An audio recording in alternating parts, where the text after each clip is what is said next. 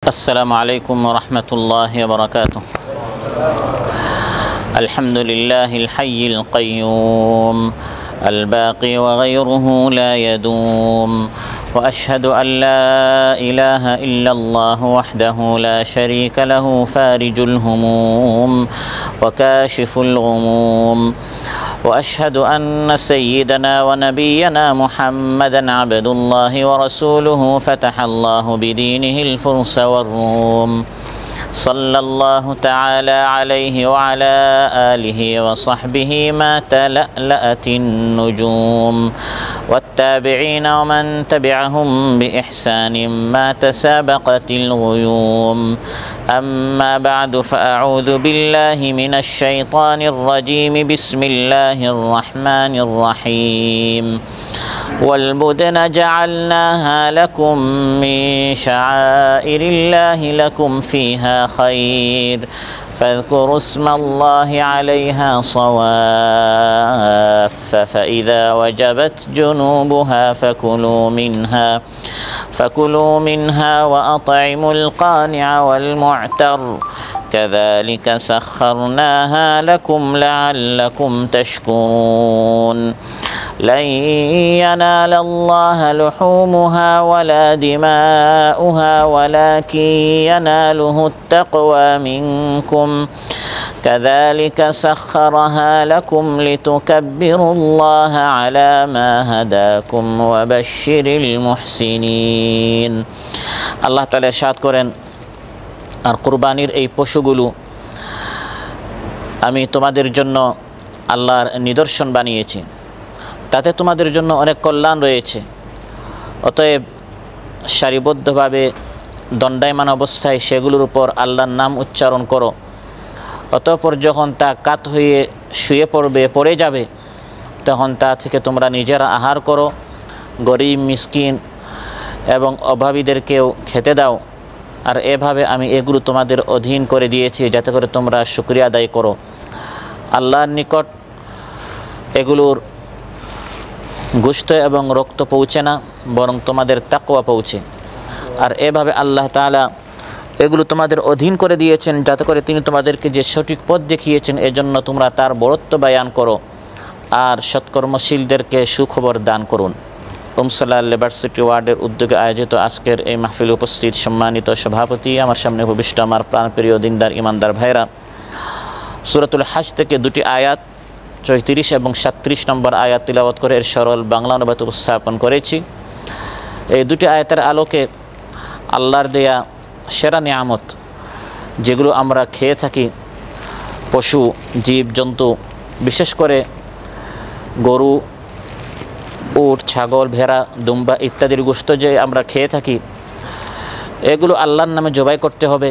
বিশেষ করে সামনে কোরবানির দিন আসছে মাসখানেক পর, তখন আল্লাহর নামে এই সকল পশু জবাই করতে হয়, আল্লাহর শুকরিয়া আদায় করতে হবে এবং জবাই করার সময় শুধু আল্লাহর বড়ত্ব ঘোষণা করা, এটি হচ্ছে উদ্দেশ্য। এই জন্য আল্লাহ সুবহানাহু ওয়া তাআলা এই বিধানটি জারি করেছেন এই সকল বিষয়ে। এই জন্য আল্লাহ সুবহানাহু ওয়া তাআলা এগুলো আমাদের উপর ফরজ করেছেন, ওয়াজিব করেছেন। এই সকল বিষয় আপনাদের সামনে আলোচনা উপস্থাপন করব ইনশাআল্লাহ। আল্লাহ তাআলা ইরশাদ করেন, ওয়ালবুদনা জাআলনাহা লাকুম মিন শাআইরিল্লাহি লাকুম ফিহা খায়র। কুরবানির এই যে পশুগুলো, বিশেষ করে এখানে আল্লাহ তাআলা উটের কথা বলছেন। উট, গরু, ছাগল ইত্যাদি এই যে পশুগুলো, আল্লাহ তাআলা বলেন এগুলো হচ্ছে আল্লাহর পক্ষ থেকে তোমাদের জন্য আল্লাহর বড় বড় নিদর্শন। এখানে আল্লাহ তাআলা যে শব্দ ব্যবহার করেছেন সেটা হচ্ছে ওয়াল বুদুন। কুরবানির ক্ষেত্রে আল্লাহ তাআলা বুদুন শব্দটি ব্যবহার করেছেন। কুরবানিকে আরবিতে কুরবানও বলা হয়, উদহিয়া বলা হয়, বুদুন বলা হয়, বাদানা, বুদুনের এক বচন, বিভিন্ন শব্দ ব্যবহার করা হয়ে থাকে। বুদুন এই শব্দটি বাদানা থেকে এসেছে। শব্দটির বাদানা শব্দের বহু বচন। বাদানা আরবিতে মোটা তাজা দেহ বিশিষ্ট পশুকে বলা হয়। মরা, ছোট, দুর্বল এগুলোকে আরবিতে বুদুন বা বাদানা বলা হয় না। যে পশুটির শরীরটা একটু মোটা তাজা হয়, এটাকে এক বচন বাদানা আর বহু বচন বুদুন বলা হয়। যেহেতু কুরবানির ক্ষেত্রে বিধান হচ্ছে মোটা তাজা দেখে ভালো মানের পশু জবাই করতে হয়, এজন্য কুরবানির পশুকে আল্লাহ তাআলা বুদুন বলেছেন। এখানে আল্লাহ তাআলা মেসেজ দিচ্ছেন যে পশুগুলোর মধ্যে যেটা একটু মোটা তাজা এরকম একটি পশু দেখে কি দিতে হয়? কুরবানি দিতে হয়। আল্লাহ তাআলা ইরশাদ করেন, ওয়াল বুদনা জাআলনাহা লাকুম মিন শাআইরিল্লাহ। কুরবানির এই সকল পশু হচ্ছে আল্লাহর পক্ষ থেকে তোমাদের জন্য নিদর্শন, অর্থাৎ এগুলো আল্লাহর জন্য করা হয়ে থাকে।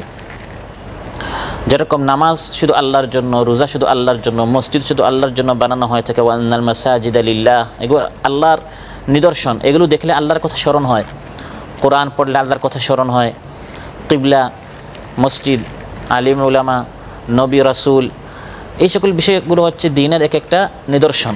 এভাবে কুরবানি সাধারণত এটা হচ্ছে দ্বীনের একটা নিদর্শন, আল্লাহর একটা নিদর্শন। এগুলো দেখলে কার কথা স্মরণ হয়? আল্লাহর কথা। কুরবানির এই বিধান প্রত্যেক উম্মতের উপর ছিল। আদম আলাইহিস সালাম থেকে এই সিলসিলা চলে আসছে। কোরআনের মধ্যে আল্লাহ তাআলা ইরশাদ করেন, ওয়ালিকুল্লি উম্মাতিন জাআলনা মানসাকা, প্রত্যেক উম্মতের উপর কুরবানির বিধান আমি রেখেছিলাম। এবং আদম আলাইহিস সালামের দুই ছেলে কাবিল এবং হাবিল তারা কুরবানি পেশ করেছিল, এটাও কোরআনের মধ্যে আল্লাহ তাআলা উল্লেখ করেছেন। একজনের কুরবানি কবুল হয়েছে, আরেকজনের কুরবানি কবুল হয় নাই। ওয়াতলু আলাইহিম নাবা আবনাই আদম বিল হাক্কি ইয কাররাবা কুরবানা ফাতুকবিলা মিন আহাদিহিমা ওয়া লাম ইউতাকাব্বাল মিনাল আখার ক্বালা লাআকতুলান্নাকা ক্বালা ইন্নামা ইয়াতাকাব্বালুল্লাহু মিনাল মুত্তাকিন। একজনের কুরবানি কবুল হয়েছে অর্থাৎ হাবিলের, আরেকজনের কুরবানি কবুল হয় না অর্থাৎ কাবিলের। তখন যার কুরবানি কবুল হয় না কাবিল, সে তার ভাই হাবিলকে হত্যার হুমকি দিল হিংসার কারণে, যে আমারটা কেন কবুল হয় নাই। এখান থেকে হত্যার সূত্রপাত শুরু হয়েছে। এজন্য রাসূল সাল্লাল্লাহু আলাইহি ওয়াসাল্লাম ইরশাদ করেন যে কিয়ামত পর্যন্ত এই পৃথিবীতে যত হত্যাকাণ্ড সংগঠিত হবে, মা মিন নাফসিন তুকতালু যুলমান ইল্লা কানা আলা ইবনি আদামিল আউয়াল কিফলুন মিন দামিহা লিআন্নাহু কানা আউয়ালু মান সান্নাল কাতলা। পৃথিবীতে যত হত্যাকাণ্ড সংগঠিত হবে, আদম আলাইহিস সালামের ওই ছেলে যে প্রথম হত্যা করেছিল, সে ওই হত্যাকাণ্ডের গুনাহের একটি অংশ পাবে, কারণ সে প্রথম হত্যা করেছে, মানুষকে হত্যা সে শিখিয়েছে। এজন্য যারা হারাম কাজের নেতৃত্ব দেয়, যত হারাম কাজ হয় সেগুলো করে নাই, কিন্তু সে এই রাস্তা দেখিয়ে দিয়েছে, এজন্য সে সমান্তরালে কী পাবে? গুনাহ পাবে। যেরকম ভালো কাজে আপনি যখন একজনকে এই মাহফিলে নিয়ে আসবেন, সে এই মাহফিলের আলোচনা শুনে যত ভালো কাজ করবে, আমল করবে, সে যতটুকু সওয়াব পাবে আপনিও সমান পাবেন। ঠিক তেমনইভাবে গুনাহের ক্ষেত্রে যেহেতু কাবিল হত্যার রাস্তা দেখিয়ে দিয়েছে, এজন্য কিয়ামত পর্যন্ত যত হত্যাকাণ্ড হবে সে সমান গুনাহ পাবে। নাউযুবিল্লাহ। কিন্তু আমরা যে কুরবানি করে থাকি, এটি হচ্ছে সুন্নাতু আবিকুম ইব্রাহিম। রাসূল সাল্লাল্লাহু আলাইহি ওয়াসাল্লাম ইরশাদ করেন, এটি তোমাদের বাবা ইব্রাহিম আলাইহিস সালামের সুন্নাত। আদম আলাইহিস সালাম থেকে কুরবানি চলে আসছে, কিন্তু ওই সময় আমরা যেরকম গবাদি পশু কুরবানি করে থাকি, তারা এভাবে কুরবানি করতেন না। কেউ আপনার গাছ কুরবানি করতেন, ফল ফসল তারা কুরবানি করতেন। কুরবানির মূল উদ্দেশ্য, মূল অর্থ হচ্ছে আল্লাহর জন্য, আল্লাহর সন্তুষ্টি অর্জনের জন্য কোনো কিছু পেশ করা। তো তারা এক একজন এক এক শরীয়তে এক এক বিধান ছিল, তারা সেভাবে আল্লাহর সান্নিধ্য পাওয়ার জন্য, সন্তুষ্টি পাওয়ার জন্য তারা এক এক জিনিস পেশ করতেন। আর আমরা কুরবানির নির্দিষ্ট দিনগুলোতে যে 3-4 দিন আছে, ওই 3-4 দিন নির্দিষ্ট যে পশু রয়েছে, 4 ধরনের পশু, উট, এর মধ্যে উট এবং উষ্টি, নর মাদি, অনুরূপভাবে গরু এবং গাভী, ছাগল এবং দুম্বা, এই যে 4 প্রকার পশু রয়েছে, এগুলোর মধ্য থেকে যে কোনো একটি পশু নির্দিষ্ট দিনগুলোতে নির্দিষ্ট সময়ে আল্লাহর সান্নিধ্য পাওয়ার জন্য যা জবাই করা হয়, এটাকে কুরবানি বলা হয়। এটা শুরু হয়েছে ইব্রাহিম আলাইহিস সালাম তার সন্তান ইসমাইল আলাইহিস সালামকে আল্লাহর নির্দেশে জবাই করার জন্য যে প্রস্তুত হয়েছেন, এবং আল্লাহ তাআলা ইসমাইল আলাইহিস সালামকে যে বাঁচিয়ে দিলেন, জান্নাত থেকে একটি দুম্বা পাঠিয়ে দিলেন, সেখান থেকে এর সূত্রপাত হয়েছে। فلما بلغ معه السعي قال يا بني إني أرى في المنام أني أذبحك فانظر ماذا ترى قال يا أبت افعل ما تؤمر ستجدني إن شاء الله من الصابرين। আল্লাহ তাআলা ইরশাদ করেন, ইসমাঈল আলাইহিস সালাম যখন একটু বড় হলেন, হাঁটার বয়সে পৌঁছলেন, তখন বাবা ইব্রাহিম আলাইহিস সালাম তার সন্তান ইসমাঈল আলাইহিস সালামকে বললেন, তার সন্তানকে বলছেন যে আমি স্বপ্নে দেখেছি যে আমি তোমাকে জবাই করছি। আমি তোমাকে জবাই করেছি বলেন নাই, জবাই করছি। নবীদের স্বপ্ন সত্য হয়ে থাকে। রুইয়াল আম্বিয়া এ হাক্কুন। তিনি যদি স্বপ্নে দেখতেন তার সন্তানকে জবাই করে ফেলেছেন, তাহলে কিন্তু বাস্তবে জবাই করতে হতো। তিনি স্বপ্ন দেখছেন যে তিনি তার সন্তানকে জবাই করছেন, অর্থাৎ জবাই করার চেষ্টা করছেন। নবীরা স্বপ্নে যা দেখেন তা বাস্তবায়ন হয়। তিনি যদি দেখতেন জবাই করে ফেলেছেন, তাহলে কিন্তু বাস্তবে কী করতে হতো? তিনি দেখেছেন আন্নি দাবাহতুকা বলেন নাই যে আমি জবাই করে ফেলেছি, আন্নি আযবাহুকা, আমি তোমাকে জবাই করার চেষ্টা করছি। ফানদুর মাযা তারা, সন্তানকে বলছেন বাবা এখন তুমি কি বলো। যেমন বাবা ছিলেন, বাবার ঈমান যেমন ছিল, সন্তানের ঈমানও তেমন ছিল। ক্বালা ইয়া আবাতি ফাআল মা তু'মার, সন্তান বলল সম্মানিত পিতা, আপনি যা আদিষ্ট হয়েছেন তা আপনি বাস্তবায়ন করুন। সাতাজিদুনি ইনশাআল্লাহু মিনাস সাবিরিন, নিশ্চয় অতি শীঘ্রই ইনশাআল্লাহ আপনি আমাকে সবরকারীদের মধ্যে পাবেন। সুবহানাল্লাহ। বাবা তার সন্তানকে জবাই করার জন্য আর সন্তান ইসমাঈল আলাইহিস সালাম জবাই হওয়ার জন্য দুইজন প্রস্তুত হয়ে গেলেন। ফালাম্মা আসলামা ওয়া তাল্লাহু লিল জাবিন, বাবা ইব্রাহিম তার সন্তানের বুকে বসা জবাই করার জন্য চোখ বন্ধ করে জবাই করা শুরু করেছেন। ভাবছেন জবাই হয়ে গেছে, চুরি চলছে, খুলে দেখেন যে তার বুকের নিচে ইসমাঈল নয়, জান্নাত থেকে আল্লাহ তাআলা একটি দুম্বা পাঠিয়ে সন্তানকে বাঁচিয়ে দিলেন।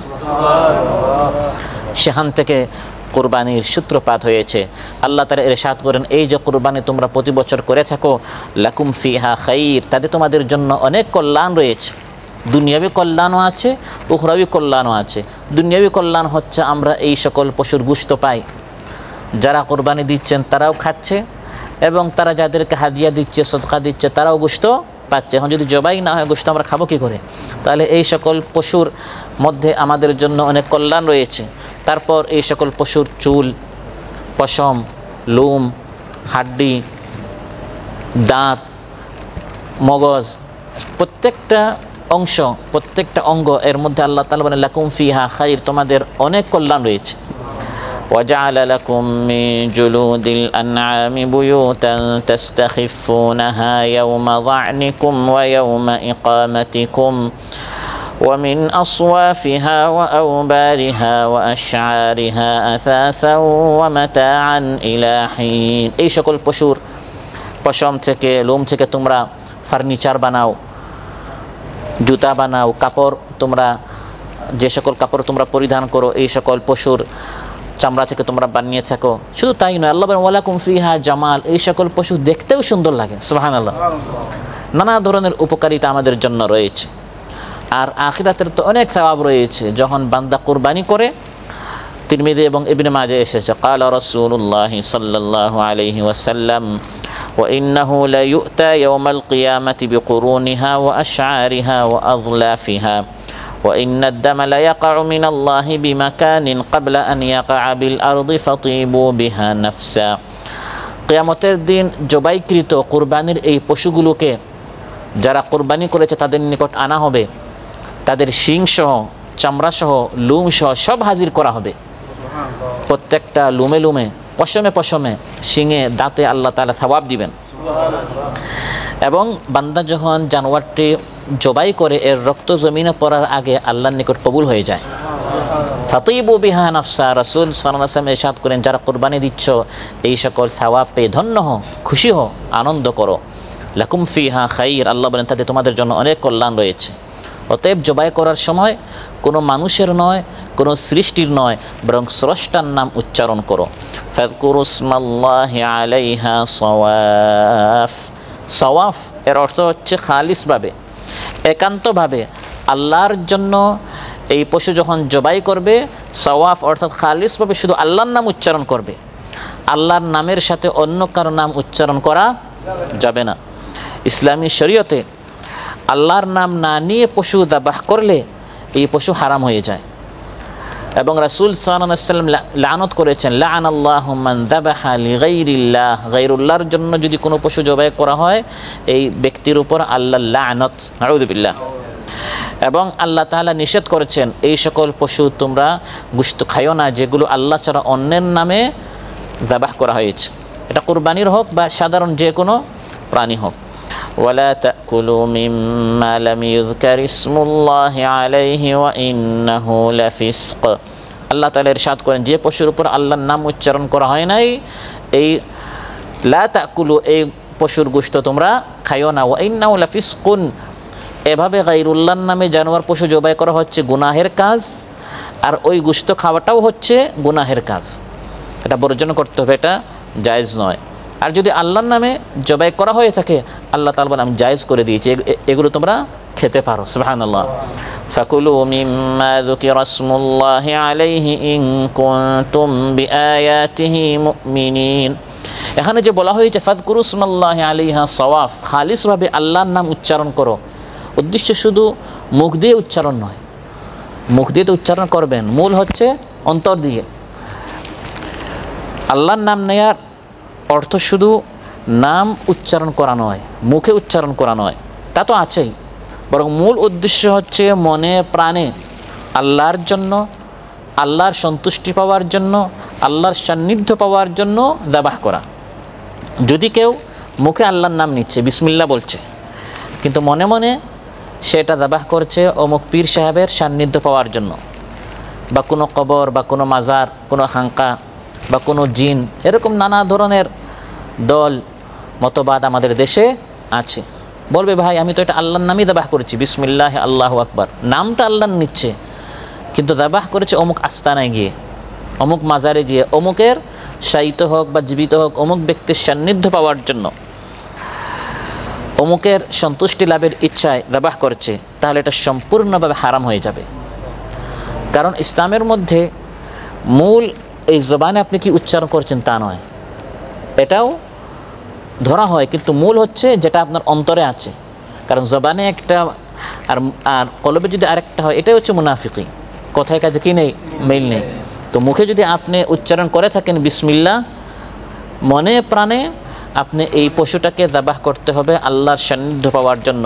অন্যথায় মুখে আল্লাহর নাম উচ্চারণ করলেও যদি এটা গায়রুল্লাহর সন্তুষ্টি অর্জনের লক্ষ্যে যাবাহ হয়ে থাকে হারাম হয়ে যাবে। আল্লাহ কোরআনের মধ্যে ইরশাদ করেন হুররিমাত, এই পশুটি তোমাদের জন্য হারাম হয়ে যাবে। ওয়ামা দুবিহা আলান নুসুবি, যা বিভিন্ন শিরকের আস্তানায় জবাই করা হয়, যেখানে সাধারণত গায়রুল্লাহর জন্য জবাই করা হয়, ওই জায়গায় গিয়ে যদি আপনি আল্লাহর জন্য জবাই করেন হারাম হয়ে যাবে। যেরকম মসজিদে আল্লাহর জন্য নামাজ পড়তে হয়, আর মন্দিরে কি আল্লাহর জন্য নামাজ পড়া হয়? আপনি যদি মন্দিরে গিয়ে আল্লাহর জন্য নামাজ পড়েন তাহলে হবে না, কারণ মন্দির, গির্জা এই সকল জায়গা হচ্ছে শিরকের আস্তানা, সেখানে আল্লাহর জন্যও নামাজ পড়লে গুনাহ হবে, জায়েজ হবে না। ঠিক তেমনিভাবে যেখানে সাধারণত শিরকের আস্তানা, অমুক পীর বাবার নামে, ফকির বাবার নামে, দরবেশ বাবার নামে মানুষ দলে দলে জবাই করেছে, আপনি সেখানে এক পশু নিয়ে বললেন আমি এটা আল্লাহর নামে জবাই করছি, আল্লাহ বলেন হুররিমাত, এটাও হারাম করা হয়েছে। ওয়ামা উহিল্লা লিগাইরিল্লাহ, আল্লাহ ছাড়া অন্যের সান্নিধ্য পাওয়ার জন্য, সন্তুষ্টি পাওয়ার জন্য, নৈকট্য লাভের জন্য যদি জবাই করা হয় সেটাও হারাম হবে। ইন্নামা হাররামা, নিশ্চয় এটা আল্লাহ হারাম করে দিয়েছেন। এই ফাতোয়াটি কার? আল্লাহ। ইন্নামা হাররামা, আল্লাহ হারাম করে দিয়েছেন। আল্লাহ কয়েকটা জিনিস উল্লেখ করেছেন, কী কী হারাম করেছেন? আল মাইতা, মৃত, ওয়াদ্দাম, রক্ত, ওয়ালাহমাল খিনজির, শুকরের গোশত, ওয়ামা উহিল্লা লিগাইরিল্লাহি বিহি, যা আল্লাহ ছাড়া অন্যের জন্য জবাই করা হয়েছে। অতএব ইমানদার ব্যক্তির স্লোগান হবে নামাজও আল্লাহর জন্য, কুরবানিও আল্লাহর জন্য, পশু জবাই করবে সেটা আল্লাহর জন্য। ইন্না আ'তাইনাকাল কাউসার ফাসাল্লি লিরাব্বিকা ওয়ানহার ইন্না শানিআকা হুয়াল আবতার। আল্লাহ তাআলা ফাসাল্লি লিরাব্বিক, নামাজ পড়ো আল্লাহর জন্য, ওয়ানহার, এবং কুরবানিও করো। কুল ইন্না সালাতি ওয়া নুসুকি ومحياي ومماتي لله رب العالمين لا شريك له وبذلك أمرت وأنا أول المسلمين। আল্লাহ তাআলা ইরশাদ করেন এই পশুগুলোর উপর আল্লাহর নাম উচ্চারণ করো। সওয়াফের এক অর্থ হচ্ছে খালিসভাবে শুধু আল্লাহর নাম উচ্চারণ করতে হবে। আল্লাহর নামের পাশাপাশি আরেকজনের নাম উল্লেখ করলে শিরিক হয়ে যাবে। সওয়াফ এর আরেকটি অর্থ হচ্ছে সারিবদ্ধভাবে দণ্ডায়মান অবস্থায়, অর্থাৎ উটকে, কারণ উটকে এভাবেই দাঁড়ানো অবস্থায় নহর করতে হয়, উটকে জবাই করা হয় না, নহর করা হয়। তার সামনের বাম পা বেঁধে দেওয়া হয়, ফলে তার 3 পা খোলা অবস্থায় খাড়া থাকে, কারণ উটকে আপনার শোয়ানো যায় না, উটের শক্তি কম না বেশি, শোয়ানো যায় না। এজন্য উটকে দাঁড়ানো অবস্থায় তার সামনের বাম পা বেঁধে দেওয়া হয়, ফলে 3 পা খোলা অবস্থায় খাড়া থাকে। দণ্ডায়মান অবস্থায় আল্লাহ বলেন ফাযকুরু ইসমাল্লাহি আলাইহা সাওয়াফ, দণ্ডায়মান অবস্থায় উট কুরবানি করো এবং তাতে আল্লাহ নাম উচ্চারণ করো।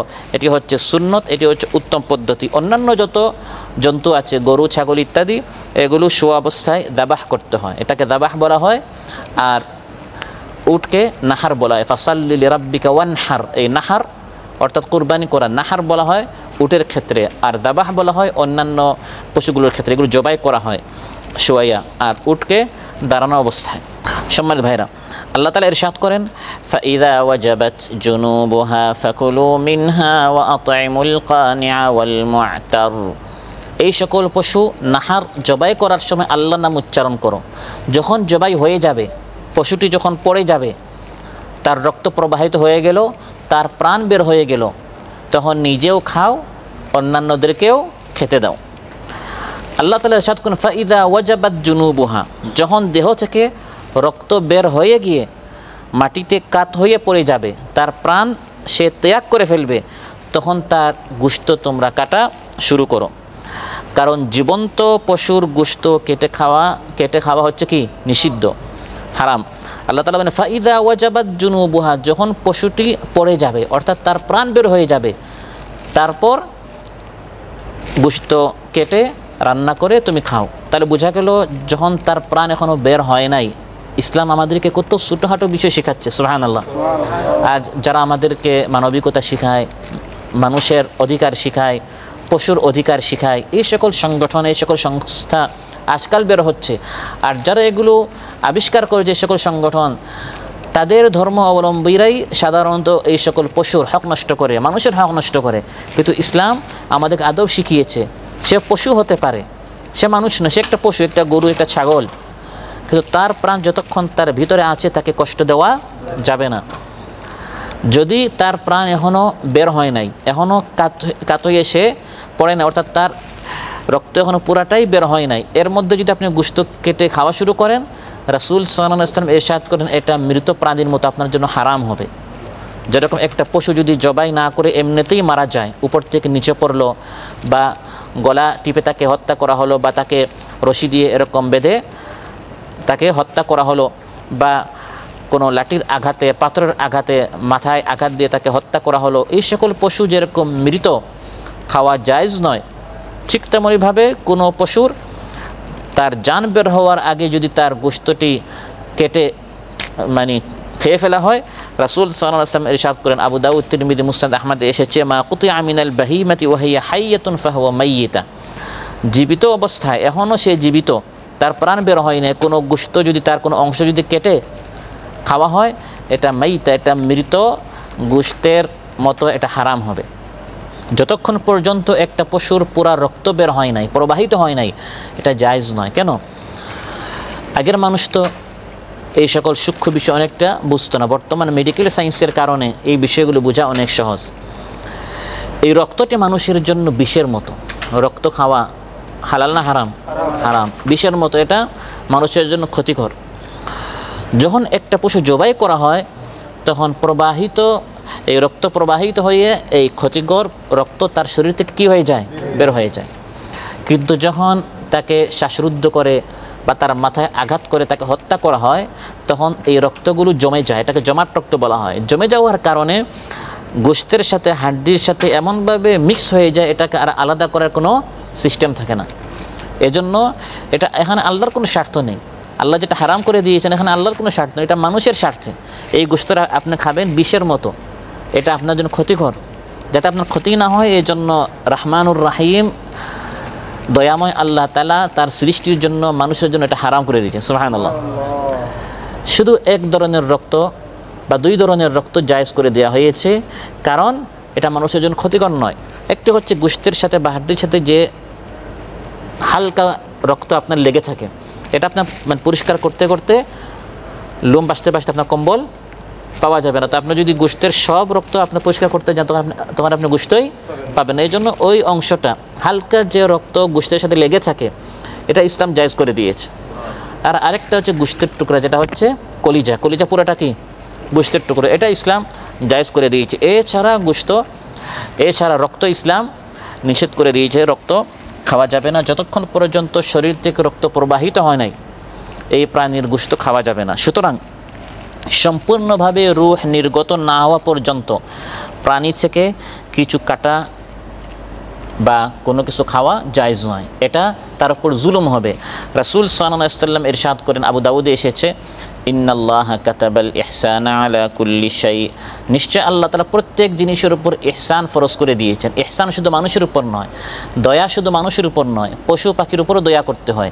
ফাইদা কাতালতুম ফাহসিনুল কিতলা, কোনো পশুকে জবাই করার সময় সুন্দরভাবে জবাই করো। ওয়াল ইউহিদ্দা আহাদুকুম শাফরাতাহু, চাকুকে ভালো করে ধারালো করতে হবে। ওয়াল ইউরিহদা বিহাতাহু, ওই পশুকে আরাম দিতে হবে, তাকে কষ্ট দেওয়া যাবে না। তার সামনে আপনার চাকু কি করবেন না, ধারালো করবেন না। এক পশুর সামনে আরেক পশু জবাই করবেন না। এই সকল সূক্ষ্ম থেকে সূক্ষ্ম বিষয় ইসলাম আমাদেরকে শিখিয়েছে।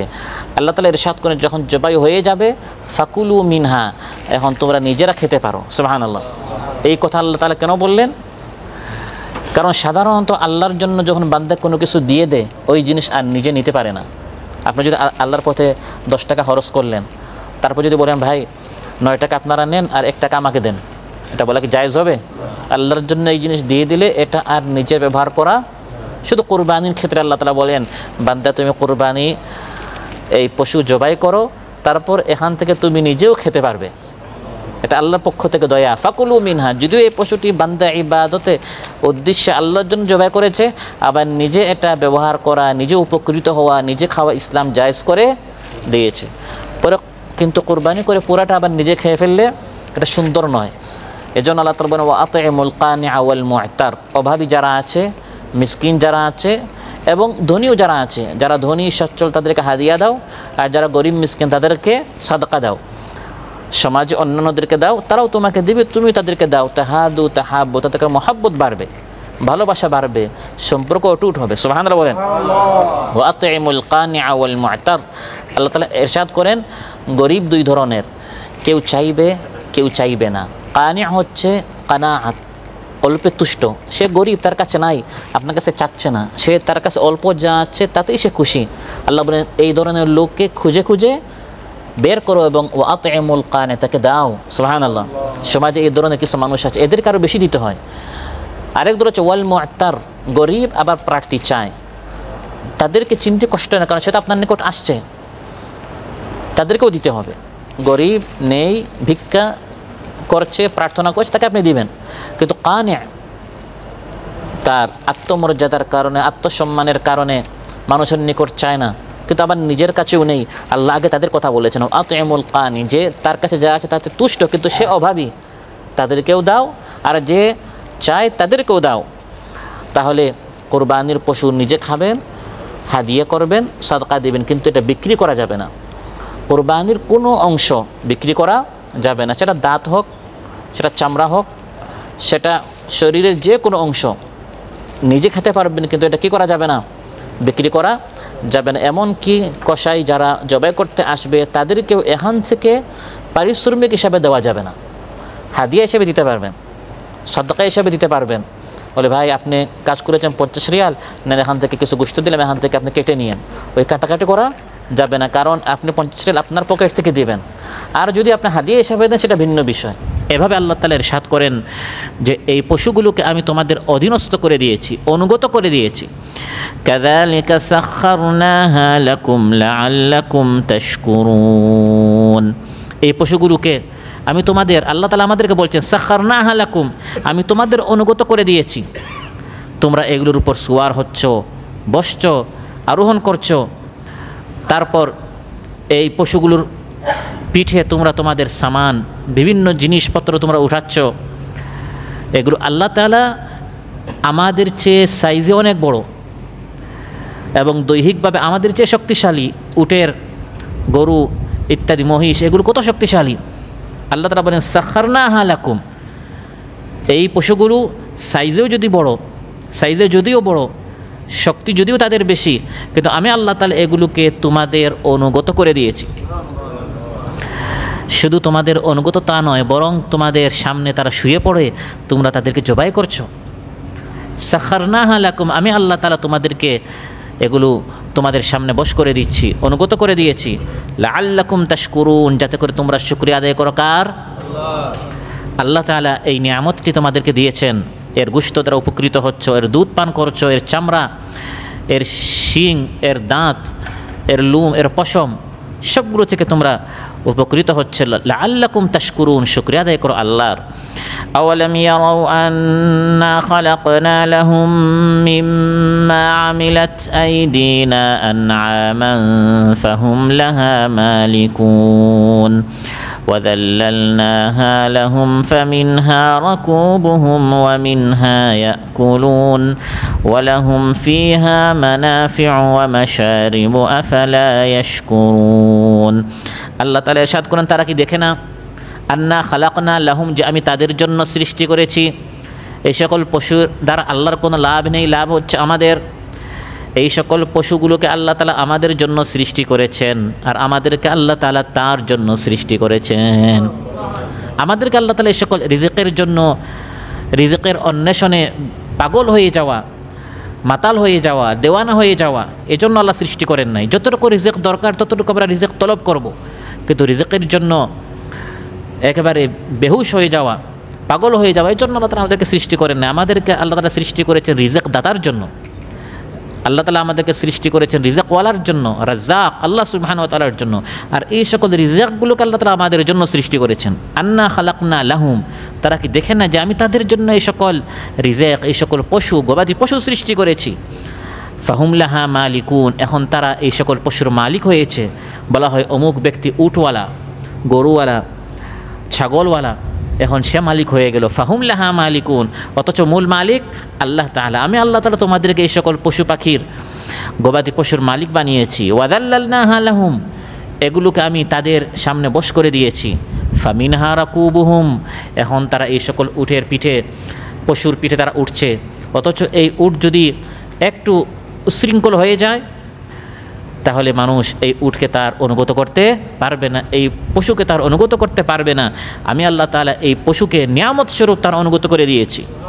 ওয়ামিনহা ইয়াকুলুন, তারপর এই পশুগুলোর গোশত সে খাচ্ছে।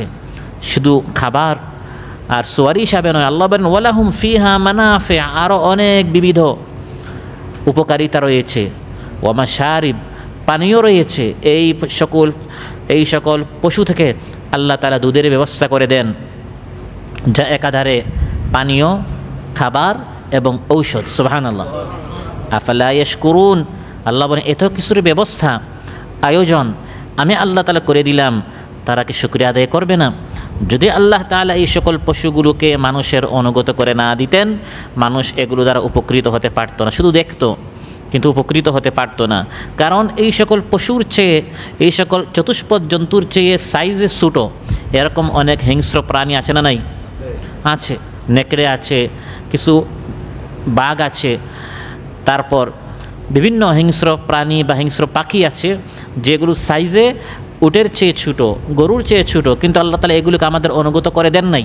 এজন্য মানুষ এগুলোকে জবাই করতে পারে না, এগুলো গোশত খেতে পারে না, এগুলোর উপর সোয়ার হতে পারে না। এবং উট বা গরু মাঝে মধ্যে উশৃঙ্খল হয়ে যায়, মালিকের কথা শুনে না, তখন অনেক চেষ্টা করেও এগুলোকে অনুগত করা যায় না। মাঝে মধ্যে আল্লাহ দেখান যে আল্লাহ তাআলা যদি অনুগত করে না দেন, তাহলে মানুষের সাধ্যে নেই, মানুষের শক্তিতে নেই এগুলোকে নিজের নিয়ন্ত্রণে আনার, নিজের কন্ট্রোলে আনার। এই জন্য যখন উটের পিঠে, যে কোনো সোয়ারির পিঠে যখন মানুষ উঠবে, এখন তো এই সকল গবাদি পশুর পিঠে মানুষ কম সোয়ার হচ্ছে। এখন গাড়ি বের হয়েছে, ট্রেন বের হয়েছে, সাইকেল বের হয়েছে, প্লেন বের হয়েছে, অন্যান্য অত্যাধুনিক অনেক যন্ত্র এবং মানুষ পরিবহনগুলো ব্যবহার করছে।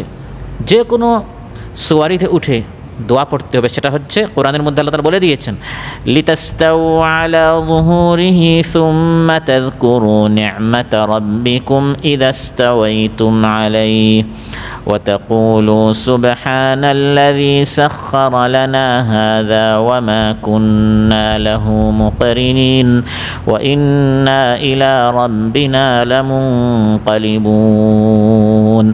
আল্লাহ তাআলা ইরশাদ করেন, এই সোয়ারির পিঠে উঠে ভালো করে তোমরা বসবে, লিতাস্তাউ আলা যুহুরি, বসার পর ভিতরে যেন অহংকারী না আসে, এই সোয়ারির মালিক আমি না। সুম্মা তাযকুরু নি'মাতা রাব্বিকুম, তারপর স্মরণ করো আল্লাহ তোমাদের উপর দয়া করেছেন, অনুগ্রহ করেছেন, এই নিয়ামত কে দিয়েছেন।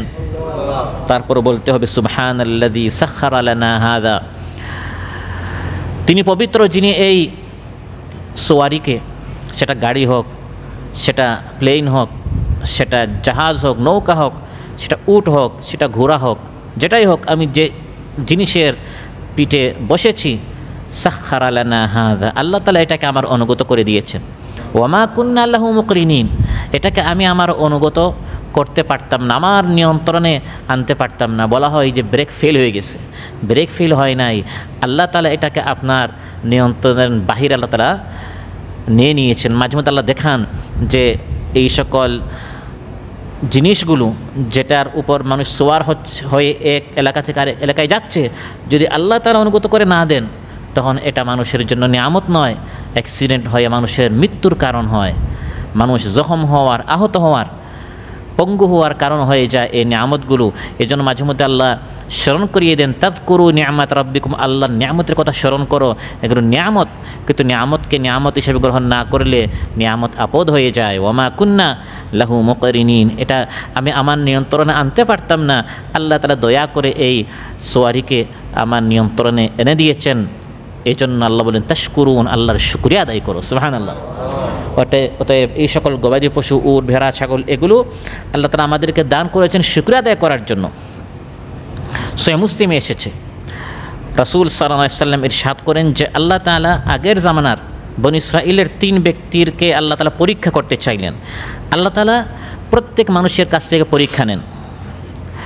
ইন্না জাআলনা মা আলাল আরদি জিনাতাল লাহা লিনাবলুয়াহুম আইয়ুহুম আহসানু আমালা, প্রত্যেকের কাছ থেকে আল্লাহ তাআলা পরীক্ষা নেন, দেখতে চান কার আমল বেশি সুন্দর। এক একজনের পরীক্ষার সাবজেক্ট এক এক রকম হয়। কাউকে আল্লাহ তাআলা পরীক্ষা করেন স্বাস্থ্য দিয়ে, কাউকে রোগব্যাধি দিয়ে, কাউকে কাজ দিয়ে, তার একটি পদ আছে, পজিশন আছে, চাকরি আছে, আর কেউ চাকরি হারা হয়ে এখন সে সবর করে কিনা। পরীক্ষার সময় কখনো 1 মাস হয়, কখনো 2 মাস হয়, কখনো 5 মাস হয়। যেরকম আমরা যখন স্কুল ভার্সিটিতে পরীক্ষা দিয়েছি, সময় 2 ঘন্টা 3 ঘন্টা হয়। তো আপনার এই পরীক্ষার সময়, চাকরির বয়স আপনার 10 বছর, এই 10 বছর হচ্ছে আপনার পরীক্ষা, শুকরিয়া আদায় করেন কিনা। আবার চাকরি হারা হয়ে 3 মাস আপনি কাজ ছাড়া আছেন, এখন এই 3 মাস আল্লাহ আপনার কাছে পরীক্ষা নিচ্ছেন, সবর করেন কিনা। কাউকে আল্লাহ স্বাস্থ্য দিয়ে পরীক্ষা করেন, 50 বছর রোগব্যাধি নেই, 50 বছরব্যাপী পরীক্ষা হচ্ছে, শুকরিয়া আদায় করেন কিনা। আবার হঠাৎ অসুস্থ হয়ে 1 বছর আপনি বিছানাবন্দি, এই 1 বছর আপনার পরীক্ষার সাবজেক্ট হচ্ছে রোগব্যাধি। এভাবে এক একজনকে আল্লাহ এক একভাবে পরীক্ষা করেন। বনী ইসরাঈলের 3 ব্যক্তিকে আল্লাহ পরীক্ষা করতে চাইলেন, আবরাস ও আকরা ও আমা। এক ব্যক্তি কুষ্ঠরোগী ছিল, এক ব্যক্তি টাকলা ছিল, আরেক ব্যক্তি অন্ধ ছিল, দৃষ্টিহীন ছিল। এই 3 ব্যক্তিকে আল্লাহ তাআলা 3 ভাবে পরীক্ষা করতে চাইলেন। তাদের নিকট আল্লাহ তাআলা ফিরিস্তা পাঠালেন, ফাবাআসা ইলাইহিম মালাকান ফাআতাল আবরাস। ফিরিস্তা প্রথম ব্যক্তি যার চামড়ায় চর্মরোগী ছিল, কুষ্ঠরোগী ছিল, তার নিকট আসলেন এবং ফিরিস্তা এসে বললেন, আইয়ু শাইইন আহাব্বু ইলাইক, তোমার নিকট সবচেয়ে প্রিয় জিনিস কি? সে বলল, লাউনুন হাসান ওয়াজিলদুন হাসান কাদ কাযিরানিন নাস। আমার সবচেয়ে বড় আশা, প্রত্যাশা, আকাঙ্ক্ষা, স্বপ্ন, মনের আশা হচ্ছে যে আল্লাহ তাআলা এই কুষ্ঠরোগ থেকে, চর্মরোগ থেকে আমাকে মুক্ত করে আমাকে সুন্দর একটি চামড়া দিবেন, একটি রং বর্ণ দিবেন, মানুষ আমাকে দেখে যেন আর তামসা না করে, মানুষ যে কারণে আমার থেকে দূরে চলে যাচ্ছে, এই রোগ থেকে যেন আল্লাহ তাআলা আমাকে শিফা দান করেন। ফামাসাহাহু, এই ফিরিস্তা তার শরীরে হাত বুলালেন, ফাযাহাবা আনহু, তখন সে এই রোগ মুক্ত হয়ে গেল। ফাউতিয়া লাউলান হাসানান ওয়াজিলদান হাসানা, তখন তাকে সুন্দর এক রং, সুন্দর এক চামড়া আল্লাহর পক্ষ থেকে দেয়া হলো। তারপর ফিরিস্তা তাকে জিজ্ঞাসা করলেন, আইয়ুল মালি আহাব্বু ইলাইক, তোমার নিকট সবচেয়ে প্রিয় মাল কি? পরীক্ষা শুরু হচ্ছে। কুষ্ঠরোগী ছিল, মিসকিন ছিল, অভাবী ছিল, গরিব ছিল, এখন পরীক্ষা শুরু হচ্ছে। সুন্দর তাকে চামড়া দেয়া হলো, রং দেয়া হলো। ফিরিস্তা জিজ্ঞাসা করলেন, তোমার নিকট সবচেয়ে প্রিয় মাল কি? সে বলল, আল ইবিল, উট। তখন ফিরিস্তা তাকে 10 মাসের এক উটনি দিলেন এবং দোয়া করলেন, ইউবারাকু লাকা ফিহা, এই উটনির পেটে সন্তান রয়েছে, 10 মাসের গর্ভধারিণী এই উটনি, আল্লাহ তাআলা যেন তোমাকে তাতে বারাকাহ দান করেন। দোয়া করে ফিরিস্তা চলে গেলেন। তারপর যার মাথায় চুল নেই, এই টাকলার নিকট এই ফিরিস্তা গেলেন, গিয়া তাকে জিজ্ঞাসা করলেন, আইয়ু শাইইন আহাব্বু ইলাইক, তোমার নিকট সবচেয়ে প্রিয় জিনিস কি? সে বলল, শাআরুন হাসান ওয়ায়াযহাবু আন্নি হাযা কাদ কাদিরানি নাস, আল্লাহ তাআলা যেন আমাকে সুন্দর চুল দেন, বাকি সবার যেরকম সুন্দর সুন্দর চুল আছে, মানুষ আমাকে নিয়ে হাসাহাসি করে, আমি নাকি টাকলা, তো এই রোগ থেকে যেন আল্লাহ তাআলা আমাকে মুক্ত করেন। তিনি এই ফিরিস্তা তার মাথায় হাত বোলালেন, সঙ্গে সঙ্গে তার মাথায় উতিয়া শাআরান হাসানা, সুন্দর চুল তার মাথায় চলে আসলো। প্রশ্ন করলেন, আইয়ুল মালি আহাব্বু ইলাইক, তোমার নিকট সবচেয়ে প্রিয় মাল কি? সে বলল, আল বাকার, গরু বা গাভী। ফাআতাহু বাকারাতান হামিলা, তখন তাকে গর্ভবতী এক গাভী দিলেন। ওয়াকালা ইউবারাকু লাকা ফিহা, আল্লাহ তাআলা যেন তাতে তোমাকে বারাকাহ দান করেন। তারপর তৃতীয় ব্যক্তি অন্ধ, আতাল আমা, ফিরিস্তা তার নিকট আসলেন এবং তাকে জিজ্ঞাসা করলেন, আইয়ু শাইইন আহাব্বু ইলাইক, তোমার নিকট সবচেয়ে প্রিয় জিনিস কি? সে বলল, ইয়ারুদ্দুল্লাহু ইলাইয়া বাসারি, আল্লাহ যেন আমার দৃষ্টিটি আমার নিকট ফিরিয়ে দেন। ফাউবসিরু বিহিন নাস, আমি যেন এই সুন্দর পৃথিবী দেখতে পারি, দুনিয়া দেখতে পারি, মানুষ দেখতে পারি, আমি দৃষ্টিহীন, আল্লাহ যেন আমার দৃষ্টি আমার নিকট ফিরিয়ে দেন। ফিরিস্তা তার চোখে হাত বোলালেন, সঙ্গে সঙ্গে আল্লাহ তাআলা তার দৃষ্টি ফিরিয়ে দিলেন। ফিরিস্তা প্রশ্ন করলেন, আইয়ুল মালি আহাব্বু ইলাইক, তোমার নিকট সবচেয়ে প্রিয় মাল কি? সে বলল, আল গানাম, বকরি। ফাআতাহু শাতান ওয়ালিদা, তিনি তাকে গর্ভবতী এক বকরি দিলেন। উনতিজা হাযানি ওয়া ওয়াল্লাদা হাযা, তখন প্রথম দুই ব্যক্তির এভাবে তাদের উটের এবং গাভী থেকে অনেক সন্তান হলো, উষ্টি থেকে এবং গাভী থেকে অনেক সন্তান হলো, এবং এই ব্যক্তির বকরির থেকে অনেক সন্তান হলো। প্রথম ব্যক্তির 1 মাঠ উট হয়ে গেল, দ্বিতীয় ব্যক্তির 1 মাঠ গরু হয়ে গেল, তৃতীয় ব্যক্তির 1 মাঠ বকরি হয়ে গেল। সুবহানাল্লাহ, পরীক্ষা শুরু হয়ে গেছে। আগে ছিল না, আর এখন আল্লাহ তাআলা দিয়ে পরীক্ষা করছেন। দিয়ে ধন চায় মন, কেড়ে নিতে কতক্ষণ, কেড়ে নিতে আল্লাহর সময় লাগে না। ফিরিস্তা এখন প্রথম ব্যক্তির নিকট গেলেন যে একসময় কুষ্ঠরোগী ছিল, এখন তার দেখতে অনেক সুন্দর, অনেক বড় সাহেব, বড় লোক, এই পুরা এলাকায় সবচেয়ে বড় সে উটের মালিক। ফিরিস্তা তার নিকট একজন মিসকিন গরিব কুষ্ঠরোগীর আকারে গেলেন, আকৃতিতে গেলেন। আপনারা জানেন ফিরিস্তারা বিভিন্ন আকৃতি ধারণ করতে পারে।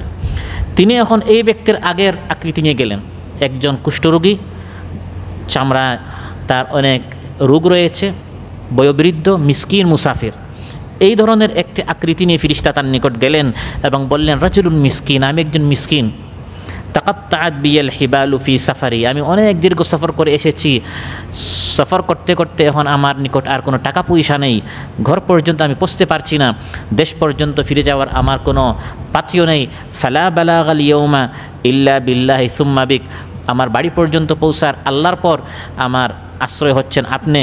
আমি আপনার নিকট চাচ্ছি, আসআলুকা বিল্লাযী আ'তাকা লাউনাল হাসান, যিনি আপনাকে এত সুন্দর একটি চামড়া দিলেন, রং দিলেন, সে আল্লাহর নামে আমি আপনার নিকট চাচ্ছি, বাঈরান, আপনার তো বিশাল উটের এক ময়দান রয়েছে, মাঠ রয়েছে, একটা মাত্র উট আপনি আমাকে দেন। আতাবাল্লাগু আলাইহি ফি সাফারি, এই উটের পিঠে আমি আমার দেশ পর্যন্ত ফিরে যেতে চাই। তখন এই ব্যক্তি বলল, ইন্নাল হুকুকা কাসীরা, দাবি দেওয়ার তো শেষ নাই, বাবাও চায়, মাও চায়, গরিবও চায়, মিসকিনও চায়, প্রতিবেশী চায়, সবাই শুধু বলে দাও দাও দাও। ইন্নাল হুকুকা কাসীরা, সবাই চায়, এ তো আমি কাউকে দিতে পারবো না। তখন ফিরিস্তা বললেন, কান্নি আরিফুক, তোমাকে চিনি চিনি লাগে। আলাম তাকুন আবরাস ইয়াকযুরুকান নাস, এক সময় না তুমি কুষ্ঠরোগী ছিলে, মানুষ তোমার থেকে অনেক দূরে চলে যেত, মানুষ তোমাকে ঘৃণা করতো তোমার এই চর্ম রোগের কারণে।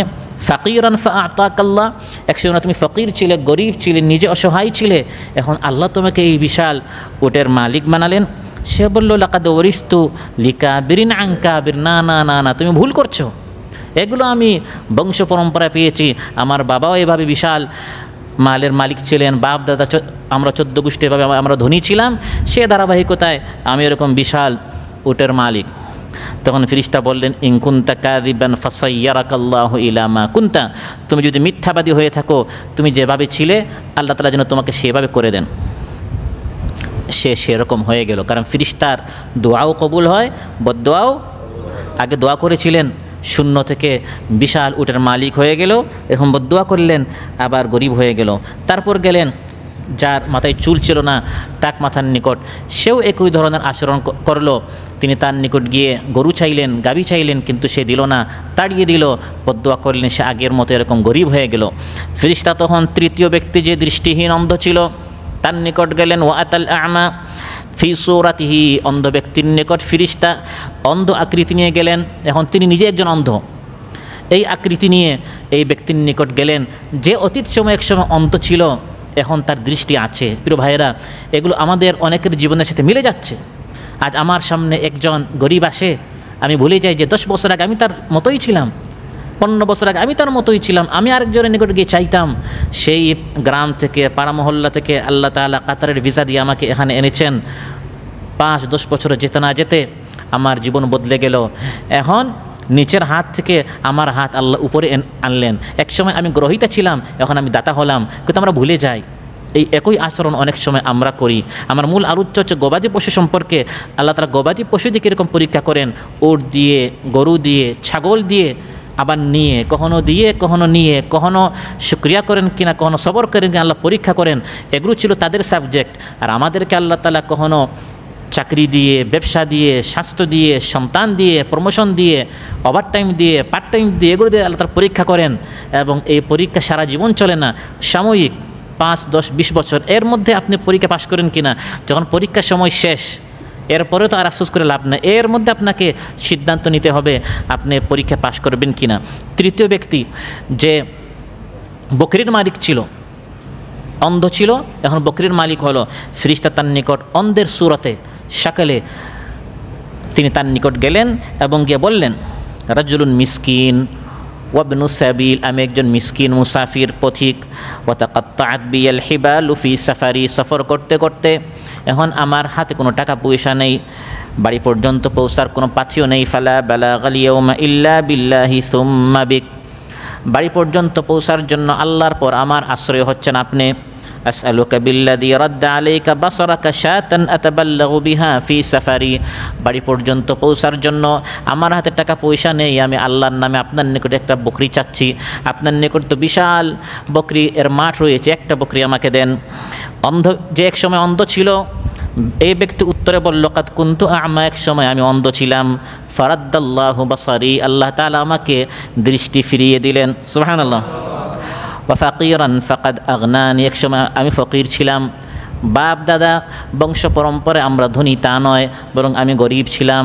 ইতিহাস আমি ভুলি নাই, আমি আমার অতীত ভুলে যাইনি, বরং আমি গরিব ছিলাম, মিসকিন ছিলাম। আপনি যেরকম অন্ধ এক সময় আমি অন্ধ ছিলাম, আপনার যেরকম গরিব এক সময় আমি গরিব ছিলাম।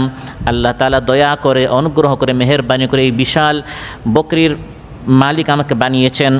ফাখুদ মা শিতা, হে পথিক, হে মুসাফির, এই বকরিগুলো থেকে একটা নয়, বরং যে আল্লাহ তাআলা আমাকে বিশাল বকরির মালিক বানিয়েছেন, এই সব বকরিগুলো থেকে যে কয়টা বকরি আপনার দরকার আপনি নেন। সুবহানাল্লাহ।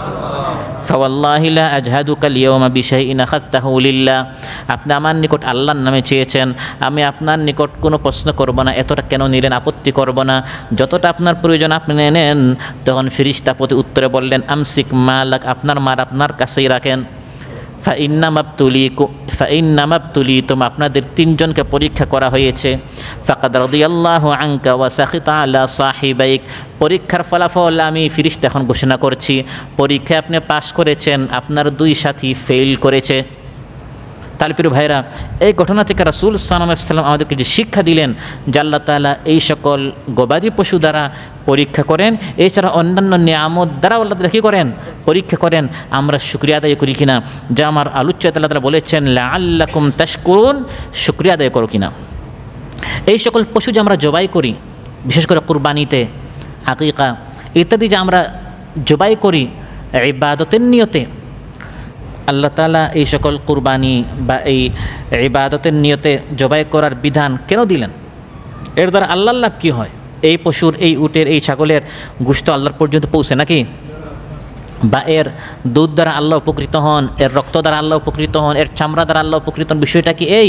আল্লাহ বলেন না, লা ইয়ানালাল্লাহা লুহুমুহা ওয়ালা দিমাউহা ওয়ালাকিন ইয়ানালুহুত তাকওয়া মিনকুম।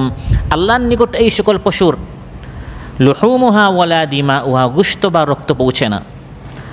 এই সকল পশুর দ্বারা শুধু জবাই করে উদ্দেশ্য নয়, শুধু গোশত খাওয়ার উদ্দেশ্য নয়, বরং আল্লাহ তাআলা এই সকল কোরবানির বা ইবাদতের উদ্দেশ্যে জবাই করার পিছনে আল্লাহ যে উদ্দেশ্য, সেটা হচ্ছে আল্লাহ দেখতে চান আপনার অন্তরের অবস্থা কী।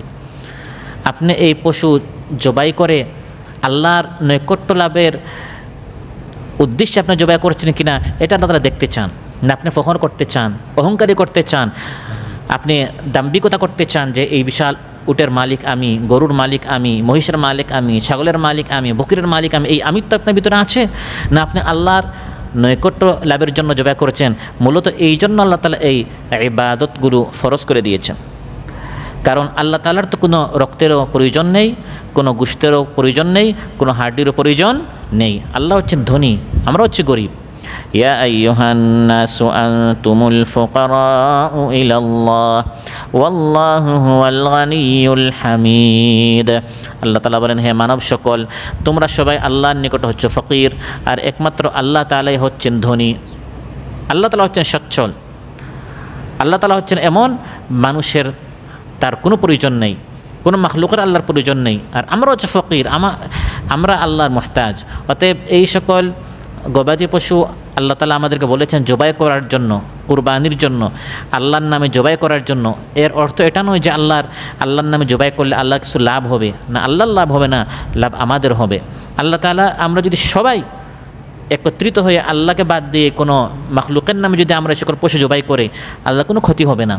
বরং আল্লাহ তাআলা মূলত দেখতে চান যে আমরা খুশি হয়ে, আল্লাহ আমাকে এই নামত দিয়েছেন, এই পশুটি এর মালিক আল্লাহ আমাকে বানিয়েছেন, আমি খুশি হয়ে এই পশুটি আল্লাহর নামে দিচ্ছি কিনা, আমার অন্তরে আল্লাহর আজমত আছে কিনা, আল্লাহর মাহাত্ম্য আছে কিনা, আল্লাহর সম্মান আমার অন্তরে আছে কিনা, আল্লাহর শ্রদ্ধা আমার অন্তরে আছে কিনা, আমি শুধু আল্লাহর নৈকট্য লাভের জন্য ইখলাসের সাথে আল্লাহর ভয়ে আমি এই পশু জবাই করছি কিনা, এটি আল্লাহ তাআলা দেখতে চান। ওয়ালাকিন ইয়ানালুহুত তাকওয়া মিনকুম। মূলত শুধু কুরবানি, শুধু আকিকা, শুধু এই পশু জবাই করার ক্ষেত্রে নয়, সকল ইবাদতে আল্লাহ তাআলা আমাদের অন্তরের অবস্থা দেখতে চান।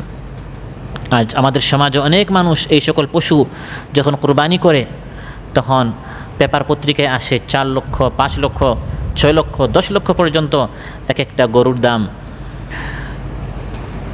অনেক মানুষের উদ্দেশ্য থাকে এটা যে আমার নাম মিডিয়া আসুক, প্রচার হোক, সবাই জানুক। তাই সবাই জানুক এই উদ্দেশ্যে এই সকল পশু জবাই করার জন্য আল্লাহ তাআলা এগুলো আপনাকে এর মালিক বানাননি। এর থেকে আপনি 10,000 টাকা, 15,000 টাকা দিয়ে ছোট্ট একটা বকরি যদি জবাই করেন আল্লাহকে খুশি করার জন্য, ওই 4-5 লক্ষ টাকা দিয়ে গরু জবাই করার চেয়ে অনেক উত্তম। কারণ আল্লাহ তাআলা সাইজ দেখেন না, শাকাল দেখেন না, শরীর দেখেন না, আল্লাহ কলবটা দেখেন। সহিহ মুসলিমে এসেছে, ক্বালা রাসূলুল্লাহ সাল্লাল্লাহু আলাইহি ওয়াসাল্লাম, ইন্নাল্লাহা লা ইয়ানজুরু ইলা আজসামিকুম ওয়ালা ইলা সুওয়ারিকুম ওয়ালাকিন ইয়ানজুরু ইলা কুলুবিকুম ওয়া আমালিকুম। নিশ্চয় আল্লাহ তাআলা তোমাদের শাকল সূরত দেখেন না, বরং আল্লাহ তোমাদের কলব দেখেন, আমল দেখেন। আমলটা হতে হবে আল্লাহর জন্য। এই পশুটা যখন জবাই করবেন আল্লাহর নামে, আল্লাহকে খুশি করার জন্য, আল্লাহর উদ্দেশ্যে আমি জবাই করছি কিনা, এই জিনিসটা আল্লাহ তাআলা দেখতে চান। অনুরূপভাবে আল্লাহ তাআলা বলেন, আল্লাহ তাআলা দেখতে চান এই পশুগুলোর আমরা যে মালিক হয়েছি এর মাধ্যমে আমরা আল্লাহর বড়ত্ব আমরা বয়ান করি কিনা।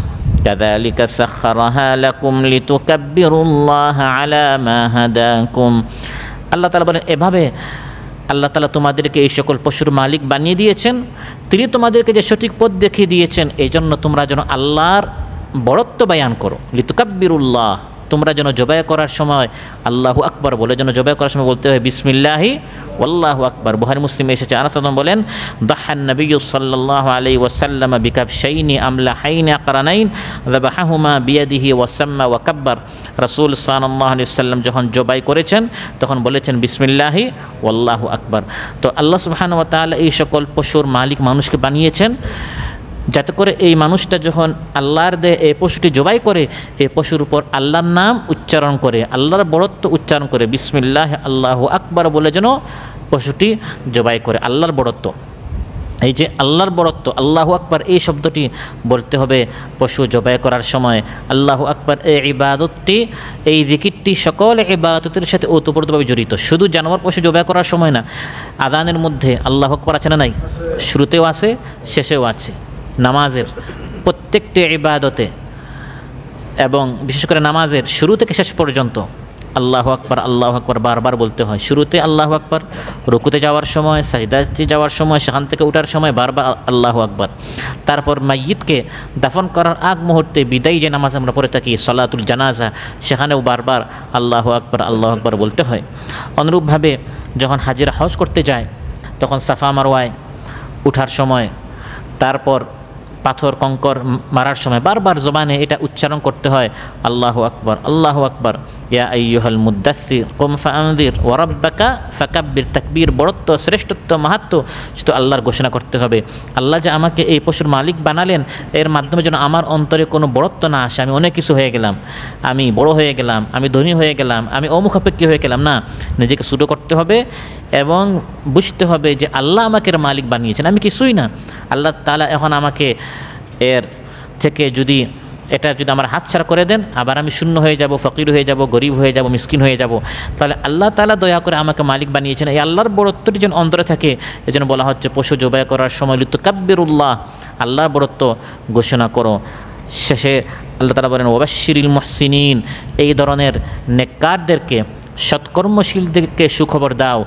এই আয়াতগুলোতে যে সকল হিদায়াত দেয়া হয়েছে, দিক নির্দেশনা দেয়া হয়েছে, এর আলোকে যারা আমল করে, যারা বুঝে যে এই সকল পশু এর মালিক আমি নই, বরং আল্লাহ তাআলা দিয়েছেন, এজন্য তারা ইখলাসের সাথে আমল করে, রাসূল সাল্লাল্লাহু আলাইহি সাল্লামের সুন্নত অনুযায়ী যারা আমল করে, আল্লাহ তাআলা বলেন ওয়াবাশশিরিল মুহসিনিন, এই সকল মুহসিনদেরকে, নেককারদেরকে সুখবর দাও। তারা যেরকম সুন্দর আমল করছে, আল্লাহ তাআলা তাদেরকে সুন্দর পুরস্কার দিবেন। হাল জাযাউল ইহসানি ইল্লাল ইহসান, ইহসানের পুরস্কার ইহসান, সুন্দরের পুরস্কার সুন্দর। আপনাকে যেরকম কোরআনের মধ্যে বলা হয়েছে, রাসূল সাল্লাল্লাহু আলাইহি ওয়াসাল্লাম সুন্নতের মধ্যে যেভাবে বলে দিয়েছেন, আপনি এভাবে সুন্দর করে যদি নেক আমল করেন, হাল জাযাউল ইহসান, এই সুন্দর আমলের পুরস্কার হবে আল ইহসান, সুন্দর আমল এর পুরস্কার হবে সুন্দর পুরস্কার। লিল্লাযীনা আহসানুল হুসনা ওয়া জিয়াদা, যারা নেক আমল করে, যারা সুন্দর আমল করে, তাদের পুরস্কার হচ্ছে সুন্দর জান্নাত, আল হুসনা ওয়া জিয়াদা, আরও অতিরিক্ত আল্লাহ তাআলা পুরস্কার দিবেন। সেটি হচ্ছে তার কিয়ামতের দিন আল্লাহ তাআলাকে দেখতে পারবে, দিদার ইলাহি, আল্লাহর দর্শন তাদের নসিব হবে, সচক্ষে সরাসরি ঈমানদাররা আল্লাহ তাআলাকে দেখবে। আল্লাহ সুবহানাহু ওয়া তাআলা আমাদের সবাইকে আজকের আলোচ্য বিষয়ের উপর আমল করার তৌফিক দান করুন। আল্লাহ সুবহানাহু ওয়া তাআলা যাকে যে জিনিস তারা পরীক্ষা করছেন, আমরা যেন সে পরীক্ষায় পাশ করতে পারি, আল্লাহ তাআলা সবাইকে তৌফিক দান করেন। যারা অসুস্থ রয়েছেন আল্লাহ তাআলা সুস্থ করে দেন, যারা ঋণগ্রস্ত আছেন আল্লাহ তাআলা ঋণ পরিশোধ করার তৌফিক দান করেন। আমাদের সবাইকে আল্লাহ তাআলা সঠিক সহিহ যে পথ রয়েছে সিরাতে মুস্তাকিম জানার বুঝার, সে অনুযায়ী জীবনযাপন করার আমাদের সবাইকে তৌফিক দান করুন। কোরআন পড়ার, কোরআন সহি শুদ্ধ করে পড়ার ও বুঝার আমাদের সবাইকে তৌফিক দান করুন। আমাদের আহাল পরিবার সবাইকে যেন আমরা কোরআন সুন্নাহ অনুযায়ী গড়তে পারি, আল্লাহ তাআলা আমাদের সবাইকে তৌফিক দান করুন। আমাদের দেশকে, আমাদের সমাজকে আল্লাহ তাআলা ইসলামের জন্য কবুল করুন, দেশের জন্য কবুল করুন। সব দেখে আমাদের হয়েছে, সামনে যেন আল্লাহ তাআলা আমাদের দেশকে ইসলামের জন্য কবুল করেন। আল্লাহ সুবহানাহু ওয়া তাআলা সবাইকে তৌফিক দান করুন। আসসালামু আলাইকুম ওয়া রাহমাতুল্লাহি ওয়া বারাকাতুহু।